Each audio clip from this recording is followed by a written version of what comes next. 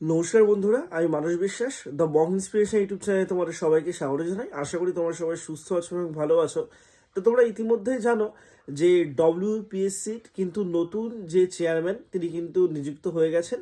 তা তোমরা অনেকেই জিজ্ঞাসা করছো যে মিসলেনিয়াসের যে মেন পরীক্ষা হলো তার রেজাল্ট, ক্লার্কশিপের মেন পরীক্ষার রেজাল্ট, এবং সব থেকে বড় কথা তোমাদের 2024 সালের যে ইন্ডিকেটিভ নোটিফিকেশনগুলো বেরিয়ে আছে, অর্থাৎ ক্লার্কশিপ 2024, আইডিও 2024, মিসলেনিয়াস 2024, দেন তোমাদের কিন্তু অডিট অ্যান্ড অ্যাকাউন্ট সার্ভিসের 2024, এই সমস্ত তোমাদের ইন্ডিকেটিভের যে ভ্যাকান্সিগুলো কবে বের হবে এবং তোমাদের ডব্লিউবিসিএস পরীক্ষা তোমাদের কবে হবে, মার্চের আগে কি হবে, তা মার্চের মধ্যে কি হবে, তা দেখো সবগুলোই আমি একটু শর্টসে বিস্তারিত বলে দিই। তা যেইটুকু আপডেট পাওয়া গেছে, তোমরা সবাই জানো যে আমাদের পিএসসি প্রাক্তন চেয়ারম্যান স্যার তিনি কিন্তু খুব অথেন্টিক আমাদের খবরাখবর দিয়ে থাকেন এবং তার মাধ্যমে আমরা সবাই সব কিছু জানতে পারি।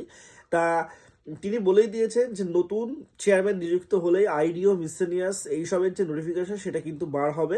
তা সেটা কবে বার হয় সেটা দেখা যাক। ডব্লিউবিসিএস এর পরীক্ষা এখন তোমাদের কিন্তু বেরোবে না, ডব্লিউবিসিএস এর হবে না। ডব্লিউবিসিএস এর পরীক্ষা তোমরা ধরে রাখতে পারো যে মে জুন মাসে হওয়ার একটা সম্ভাবনা কিন্তু তোমাদের আছে।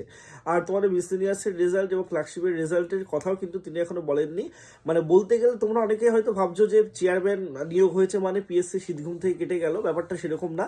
31শে ডিসেম্বর 2025 সাল পর্যন্ত চেয়ারম্যান কিন্তু ছিলেন, তা তারপরেও কিন্তু কিছু হয়নি।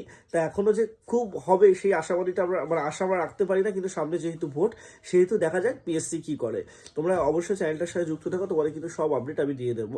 তোমাদের কিন্তু এই ইন্ডিকেটিভ নোটিফিকেশনগুলোর ভ্যাকান্সি আসার সম্ভাবনা অনেকটাই বেশি আছে, এইটুকুই তোমাদের বলবো। সবাই সুস্থ থেকো, ভালো থেকো, ধন্যবাদ।